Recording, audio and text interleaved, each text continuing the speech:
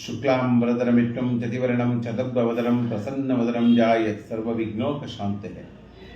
ವಿಶೇಷವಾಗಿ ಭಾರತದಲ್ಲಿ ಗೋಚಾರ ಆಗತಕ್ಕಂಥದ್ದೇ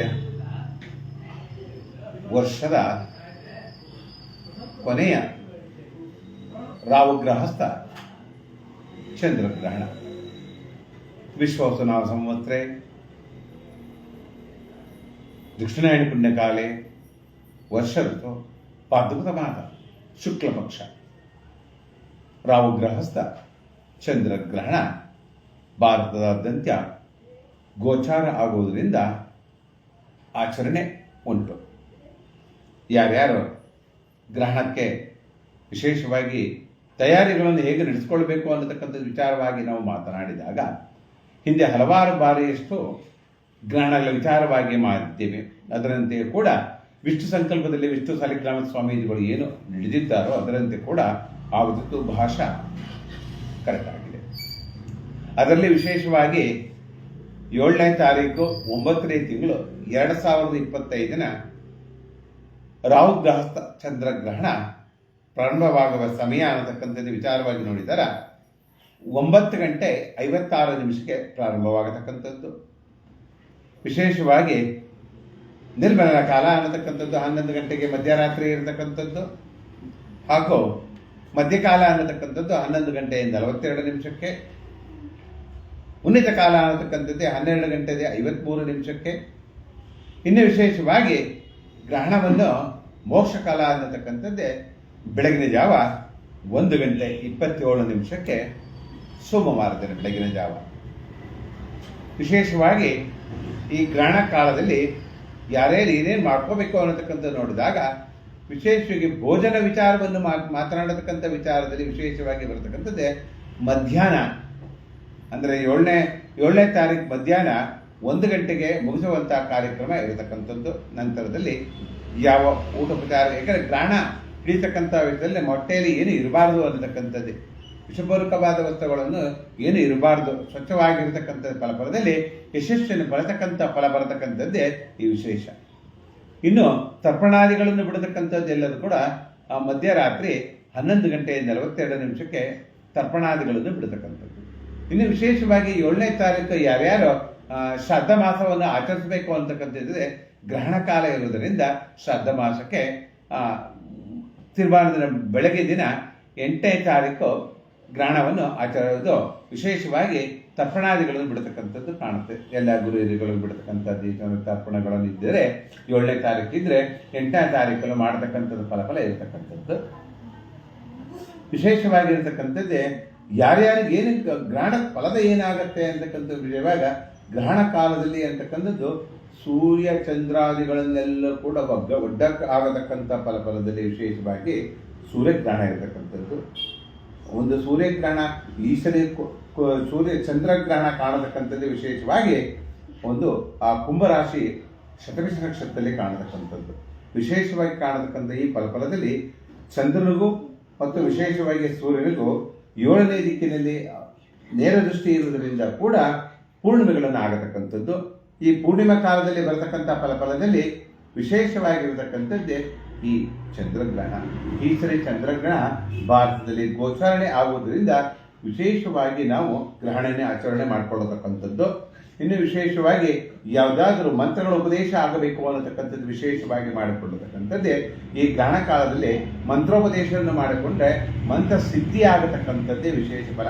ಮಂತ್ರ ಸಿದ್ಧಿ ಆಗಬೇಕಾದ್ರೆ ಯಾರ್ಯಾರು ಹೊಸದಾಗಿ ಮಂತ್ರ ಸಿದ್ಧಿಯನ್ನು ಮಾಡಿಕೊಡ್ತಾರೋ ಒಂದು ಗುರುವಿನ ಉಪದೇಶದಿಂದ ಆಗುವುದು. ನೀರಿನಲ್ಲಿ ಅರ್ಧದಷ್ಟು ಮುಳುಗಿ ನಂತರವನ್ನು ನಾವು ಜಪತಪವನ್ನು ಮಾಡಿಕೊಳ್ಳುವುದರಿಂದ ಮಂತ್ರ ಸಿದ್ಧಿಯನ್ನು ಮಾಡಿಕೊಳ್ಳುವುದರಿಂದ ಈ ಚಂದ್ರಗ್ರಹಣದಲ್ಲಿ ಬರತಕ್ಕಂಥ ಫಲವು ಬಹಳ ವಿಶೇಷವಾಗಿರತಕ್ಕಂಥದ್ದೇ. ನಮ್ಮ ಗುರು ಹಿರಿಯರು ಕೂಡ ಈ ಒಂದು ಪೂರ್ವಜನ ಕಾಲದಲ್ಲೂ ಕೂಡ ಮಂತ್ರಸಿದ್ಧಿ ಆಗಬೇಕು ಅಂತ ಕಾಲದಲ್ಲಿ ಈ ಗ್ರಹಣ ಕಾಲದಲ್ಲಿ ವಿಶೇಷವಾಗಿ ಮಂತ್ರಸಿದ್ಧಿಯನ್ನು ಮಾಡಿಕೊಳ್ಳುವುದು, ಅಮಾವಾಸ್ಯ ದಿನ ಮಂತ್ರಸಿದ್ಧಿ ಮಾಡಿಕೊಳ್ಳೋದು, ಚಂದ್ರ ಮತ್ತು ಹುಣ್ಣಿಮೆ ದಿನ ಮಂತ್ರಸಿದ್ಧಿ ಮಾಡಿಕೊಳ್ಳೋದು, ಮತ್ತು ವಿಶೇಷವಾಗಿ ಸಂಕ್ರಮಣ ದಿನ ಶುದ್ಧಿಯನ್ನು ಮಾಡಿಕೊಳ್ಳುವುದ ಮಂತ್ರಸಿದ್ಧಿ ಆಗುತ್ತೆ. ಅದರಲ್ಲಿ ವಿಶೇಷವಾಗಿ ಗ್ರಹಣ ಕಾಲದಲ್ಲಿ ಮಂತ್ರಸಿದ್ಧಿಯನ್ನು ಮಾಡಿಕೊಳ್ಳುವುದರಿಂದ ವಿಶೇಷವಾದ ಫಲವನ್ನು ಪರತಕ್ಕಂಥದ್ದು ನಮ್ಮ ಪೂರ್ವಜನ್ಮ ಪುಣ್ಯದಿಂದಲೂ ಕೂಡ ಬಂದಿರತಕ್ಕಂಥದ್ದೇ ಫಲದಲ್ಲಿ. ಇನ್ನು ವಿಶೇಷವಾಗಿ ಈ ಗ್ರಹಣ ಫಲಗಳು ಯಾರ್ಯಾರಿಗೆ ಏನೇನು ಆಗತ್ತೆ ಅನ್ನತಕ್ಕಂಥದ್ದು ನೋಡಿದಾಗ ವಿಶೇಷವಾಗಿ ಶುಭ ಫಲ ಬರತಕ್ಕಂಥ ರಾಶಿಗಳು ಯಾರಪ್ಪ ಅಂದರೆ ಮೇಷರಾಶಿಯವರಿಗೆ ಶುಭ ಆಗತಕ್ಕಂಥದ್ದು, ವೃಷಭ ರಾಶಿಯವರಿಗೆ ಶುಭ ಆಗತಕ್ಕಂಥದ್ದು, ಕನ್ಯಾ ರಾಶಿಯವರಿಗೆ ಶುಭ ಆಗತಕ್ಕಂಥದ್ದು, ಇನ್ನು ಧನುಸ್ಸು ರಾಶಿಯವರಿಗೆ ವಿಶೇಷವಾದ ಸ್ಥಾನಮಾನ ಸಿಗತಕ್ಕಂಥ ಯೋಗ ಇರತಕ್ಕಂತೆ ಈ ಗ್ರಹಣ ಕಾಲದಲ್ಲಿ ಶುಭ ಆಗಿರತಕ್ಕಂಥ ರಾಶಿ. ಇನ್ನು ವಿಶೇಷವಾಗಿ ಅರ್ಧದಷ್ಟು ಮಾತ್ರ ಫಲವನ್ನು ಬರತಕ್ಕಂಥ ಯೋಗ ಯಾವ್ದಿರುತ್ತೆ ಮಿಥುನ ರಾಶಿಯವರು, ತುಲಾ ರಾಶಿಯವರು, ಸಿಂಹ ರಾಶಿಯವರು ಹಾಗೂ ಮಕರ ರಾಶಿಯವರು ಅರ್ಧದಷ್ಟು ಮಾತ್ರ ಫಲವನ್ನು ಬರತಕ್ಕಂಥ ಯೋಗ ಇರತಕ್ಕಂಥದ್ದೇ ಈ ಚಂದ್ರಗ್ರಹಣದ ಫಲ ಬರತಕ್ಕಂಥದ್ದು. ಇನ್ನು ವಿಶೇಷವಾಗಿ 100ಕ್ಕೆ 100ರಷ್ಟು ವಿಚಾರವಾಗಿ ಒಂದು ಈ ಗ್ರಹಣದ ಶಾಪ, ಗ್ರಹಣದ ಒಂದು ತಾಪ, ಗ್ರಹಣದ ಒಂದು ಏನಿರುತ್ತೆ ಒಂದು ಶಕ್ತಿ ಯಾರ ಮೇಲೆ ಪರಿಣಾಮ ಬೀರುತ್ತೆ ಅಂತಕ್ಕಂಥದ್ದು ವಿಶೇಷವಾಗಿ ನೋಡಿದಾಗ ಚಂದ್ರಗ್ರಹಣ ಪ್ರಾರಂಭ ಆಗತಕ್ಕಂಥದ್ದೇ ವಿಶೇಷವಾಗಿ ಕುಂಭರಾಶಿಯಲ್ಲಿ 7ನೇ ತಾರೀಕು. ಆದ್ದರಿಂದ ಕುಂಭರಾಶಿಯವರಿಗೆ ವಿಶೇಷವಾಗಿ ಬರತಕ್ಕಂಥದ್ದೇ ಕುಂಭರಾಶಿ ಪೂರ್ವಭಾದ ನಕ್ಷತ್ರವರು ಹಾಗೂ ಶತಭಿಷ ನಕ್ಷತ್ರವರು ಹಾಗೂ ಧನಿಷ್ಠ ನಕ್ಷತ್ರವರು ತುಂಬಾ ವಿಶೇಷವಾಗಿ ಇರತಕ್ಕಂಥ ಫಲದಲ್ಲಿ, ಹಾಗೂ ಕರ್ಕರಾಶಿಯವರಿಗೂ ಕೂಡ, ವೃಶ್ಚಿಕ ರಾಶಿಯವರೆಗೂ ಹಾಗೂ ಮೀನರಾಶಿಯವರೆಗೂ ಈ ಗ್ರಹಣದ ಫಲ ತುಂಬಾ ಇರತಕ್ಕಂಥದ್ದು, ಗ್ರಹಣ ದೋಷ ಇರತಕ್ಕಂಥದ್ದು. ಏನಪ್ಪ ಮಾಡ್ಕೋಬೇಕು ಅಂತದ ದೋಷ ವಿಚಾರಣೆಗೆ ಮಾಡಿಕೊಳ್ಳಬೇಕು ಅಂತಕ್ಕಂಥ ವಿಶೇಷವಾಗಿ ಚಂದ್ರನಿಗೆ ವಿಶೇಷವಾಗಿ ಬರತಕ್ಕಂಥ ಅಕ್ಕಿಯನ್ನು, ಬಿಳೆ ಬಟ್ಟೆಯಲ್ಲಿ ಒಂದು ಅಕ್ಕಿಯನ್ನು ಹಾಗೆ ಚಂದ್ರನ ಬಿಂಬವನ್ನು ನೀವು ಆ ಗ್ರಹಣ ಹಿಡಿದ ಕಾಲದಲ್ಲಿ ಒಂದು ಕೈಯಲ್ಲಿ ಇಟ್ಕೊಂಡು ನಿಮ್ಮ ಹತ್ರನೇ ಇಟ್ಕೊಂಡು ಬಿಳಿ ಗಂಟು ಹಾಕೊಂಡು ಆ ಅಕ್ಕಿಯನ್ನು ಹಾಕಿಕೊಂಡು ಚಂದ್ರವನ್ನು ಹಾಕಿಕೊಂಡು ನಿಮ್ಮ ಸೊಂಟದಲ್ಲೋ ಅಥವಾ ಮೈನಲ್ಲೋ ಇಟ್ಕೊಳ್ಳೋದ್ರಿಂದ ಈ ಚಂದ್ರಗ್ರಹಣ ದೋಷ ಪರಿಹಾರ ಆಗತಕ್ಕಂಥದ್ದೇ. ನೋಡಿ, ಯಾವುದೇ ಒಂದು ಕಾರ್ಯಕ್ರಮ ಆಗಿ ವಿಶೇಷವಾಗಿ ವಿಷ್ಣು ಸಂಕಲ್ಪದಲ್ಲಿ ವಿಶೇಷವಾಗಿ ಸುಲಭವಾಗಿ ಸಿಗತಕ್ಕಂಥ ಒಂದು ಪರಿಹಾರ ಯಾರು ಕೊಡ್ತಾರಪ್ಪ ಅಂದ್ರೆ ಈ ವಿಷ್ಣು ಸಂಕಲ್ಪದಲ್ಲಿ ಮಾತ್ರ. ವಿಷ್ಣು ಸಂಕಲ್ಪವೇ ಹಾಗೆ. ವಿಷ್ಣು ಅನ್ನತಕ್ಕಂಥದ್ದು ವಿಷ್ಣುವಾ ವಿಜ್ಞಾನ ತಾಲಿಗ್ರಾಮದೀಮಿ ತಂದು ಸ್ವಾಮಿ ಪೂಜೆ ಆಗೋ ಎಂಥ ಕಷ್ಟ ಕರ್ಪಣೆಗಳು ಬಂದರೂ ಕೂಡ ಸುಲಭವಾಗಿ ನಿವಾರಣೆಯನ್ನು ಕೊಡತಕ್ಕಂಥ ಏಕೈಕ ಸ್ವಾಮೀಜಿಗಳು ಯಾರಪ್ಪ ಅಂದ್ರೆ ವಿಶೇಷವಾಗಿ ವಿಷ್ಣು ಸಾಲಿಗ್ರಾಮ ಸ್ವಾಮೀಜಿ ಗುರುಗಳು.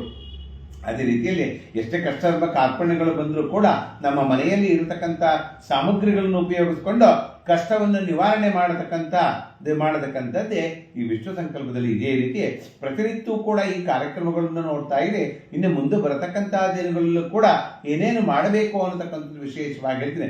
ಇನ್ನೊಂದು ವಿಚಾರ ಏನಪ್ಪಾ ಅಂದ್ರೆ ಈ ಕುಂಭರಾಶಿಯವರು, ಕರ್ಕರಾಶಿಯವರು, ವೃಷಿಕ ರಾಶಿಯವರು, ಮೀನರಾಶಿಯವರು ಏನ್ ಮಾಡ್ಕೊಳ್ಬೇಕಂತ ಒಂದು ಮಂತ್ರವನ್ನು ಹೇಳಿಕೊಳ್ಳುವುದರಿಂದ ನಿಮಗೆ ಎಲ್ಲ ರೀತಿಯಲ್ಲೂ ಶುಭ ಫಲದ ಮೇಲೆ ಶುಭ ಫಲ ಬರತಕ್ಕಂಥದ್ದು. ಏನಪ್ಪಾ ಮಂತ್ರ ಅಂದ್ರೆ ಯೋತೋ ವಜ್ರಧರ ದೇವೋ ಆದಿತ್ಯನಾಂ ಪ್ರಭಮತಃ ಚಂದ್ರಗ್ರಹ ಪರ ಗೋತ್ರೋ ಗ್ರಾಪೀಡ ವಪೋಹತ ಯೋತೋ ಶೋಲಧರ ದೇವ ಪಿನಾಕಿನಿ ಋಷುವಾಹನ ಚಂದ್ರಗ್ರಹ ಪರ ಗೋತ್ರೋ ಗ್ರಾಪೀಡ ವಪೋಹತ.